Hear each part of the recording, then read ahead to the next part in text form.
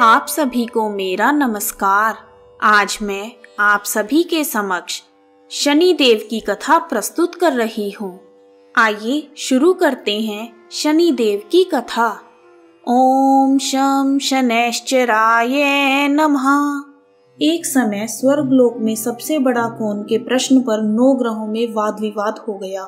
निर्णय के लिए सभी देवता देवराज इंद्र के पास पहुंचे और बोले, हे देवराज, आपको निर्णय करना होगा कि हम में सबसे बड़ा कौन है। देवताओं का प्रश्न सुन इंद्र उलझन में पड़ गए। फिर उन्होंने सभी को पृथ्वी लोक में राजा विक्रमादित्य के पास चलने का सुझाव दिया।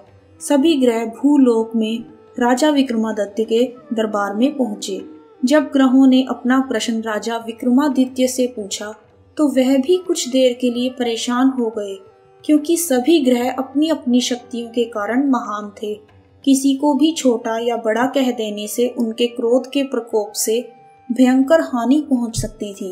अचानक राजा विक्रमादित्य को एक उपाय सूझा और उन्होंने विभिन्न धातुओं जैसे सोना, चांदी, कांसा, तांबा, सीसा, जस्ता, अभ्रक व लोहे के 9 आसन बनवाए।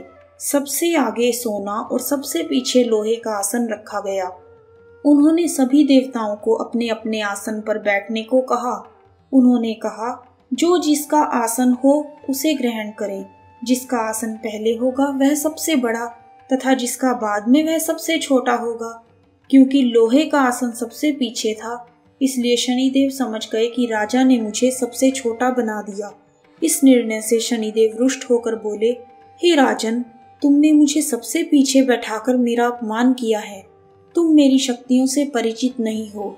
सूर्य एक राशि पर 1 महीने, चंद्रमा 2 महीने 2 दिन, मंगल 1.5 महीने, बुध और शुक्र 1 महीने, बृहस्पति 13 महीने रहते हैं। लेकिन मैं किसी भी राशि पर 2.5 वर्ष से लेकर 7.5 वर्ष तक रहता हूँ। बड़े बड़े देवताओं को मैंने अपने प्रकोप से पीड़ित किया है। अब तू भी मेरे प्रकोप से सावधान रहना। इस पर राजा विक्रमादित्य बोले, जो कुछ मेरे भाग्य में होगा देखा जाएगा। इसके बाद अन्य ग्रहों के देवता तो प्रसन्नता के साथ चले गए, परंतु शनिदेव बड़े क्रोध के साथ वहां से विदा हुए। कुछ समय बाद राजा विक्रमादित्य पर साढ़ सती की दशा आई तो शनिदेव ने घोड़े के व्यापारी का रूप धारण किया और बहुत से घोड़ों के साथ विक्रमादित्य की नगर में पहुंच गए। राजा विक्रमादित्य उन घोड़ों को देखकर एक अच्छे से घोड़े को अपनी सवारी के लिए चुनकर उस पर चढ़ गए। राजा जैसे ही उस घोड़े पर सवार हुए, वह बिजली की गति से दौड़ पड़ा। तेजी से दौड़ता हुआ घोड़ा राजा को दूर एक जंगल में ले गया और फिर वहां राजा को गिराकर गायब हो गया। राजा अपने नगर लौटने के लिए जंगल में भटकने लगा, पर उसे कोई रास्ता नहीं मिला। राजा को भूख प्यास भी लगी। बहुत घूमने पर उन्हें एक चरवाहा मिला। राजा ने उससे पानी मांगा। पानी पीकर राजा ने उस चरवाहे को अपनी अंगूठी दे दी और उससे रास्ता पूछकर जंगल से निकलकर पास के नगर में चल दिया। नगर पहुंचकर राजा एक सेठ की दुकान पर बैठ गए। राजा के कुछ देर दुकान पर बैठने से सेठ की बहुत बिक्री हुई। सेठ ने राजा को भाग्यवान समझा और उसे अपने घर भोजन पर ले गया। सेठ के घर में सोने का हार खूंटी पर लटका हुआ था। राजा को उस कमरे में छोड़कर सेठ कुछ देर के लिए बाहर चला गया। तभी एक आश्चर्यजनक घटना घटी। राजा के देखते देखते खूंटी सोने के उस हार को निगल गई। सेठ ने जब हार गायब देखा तो उसने चोरी का संदेह राजा पर किया और अपने नौकरों से कहा कि इस परदेसी को रस्सियों से बांधकर नगर के राजा के पास ले जाओ। राजा ने विक्रमादित्य से हार के बारे में पूछा तो उन्होंने बताया कि खूंटी ने हार को निगल लिया। इस पर राजा क्रोधित हुए और उन्होंने चोरी करने के अपराध में विक्रमादित्य के हाथ पांव काटने का आदेश दे दिया। सैनिकों ने विक्रमादित्य के हाथ पांव काटकर उन्हें सड़क पर छोड़ दिया।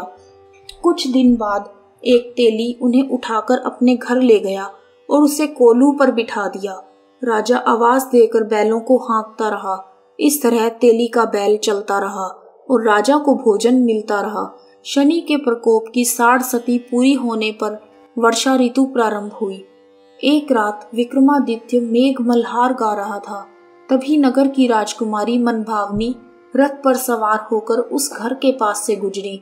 उसने मल्हार सुना तो उसे अच्छा लगा और दासी को भेजकर गाने वाले को बुला लाने के लिए कहा। दासी लौटकर राजकुमारी को अपंग राजा के बारे में सब कुछ बताने लगी।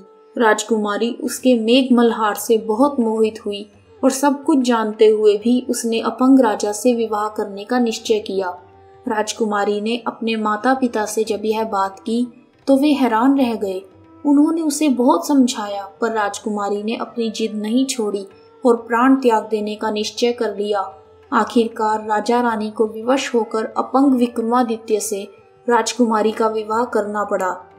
विवाह के बाद राजा विक्रमादित्य और राजकुमारी तेली के घर में रहने लगे।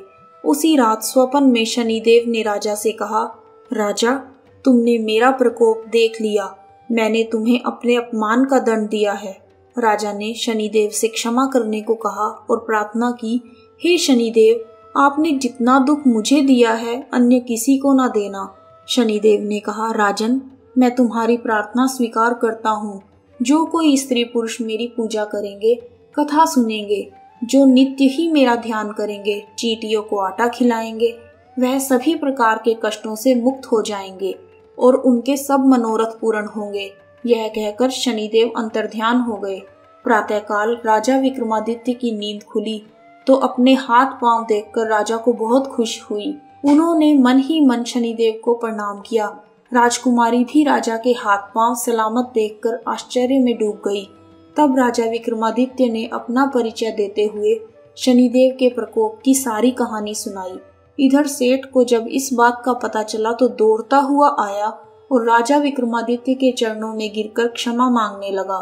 राजा विक्रमादित्य ने उसे क्षमा तो कर दिया क्योंकि वह जानते थे यह सब तो शनिदेव के प्रकोप के कारण हुआ था।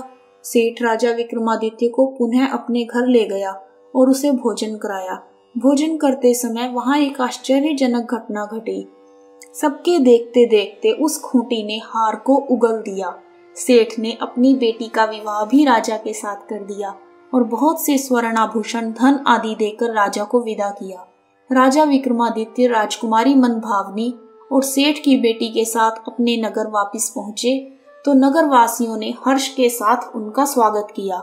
अगले दिन राजा विक्रमादित्य ने पूरे राज्य में घोषणा कराई कि शनिदेव सब ग्रहों में सर्वश्रेष्ठ हैं। प्रत्येक स्त्री पुरुष शनिवार को उनका व्रत करें और व्रत कथा को अवश्य सुने। राजकुमार विक्रमादित्य की घोषणा से शनिदेव बहुत प्रसन्न हुए।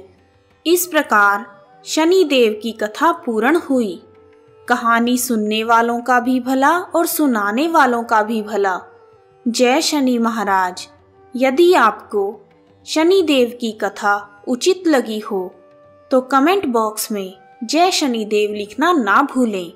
आप सभी का हार्दिक धन्यवाद। जय शनिदेव।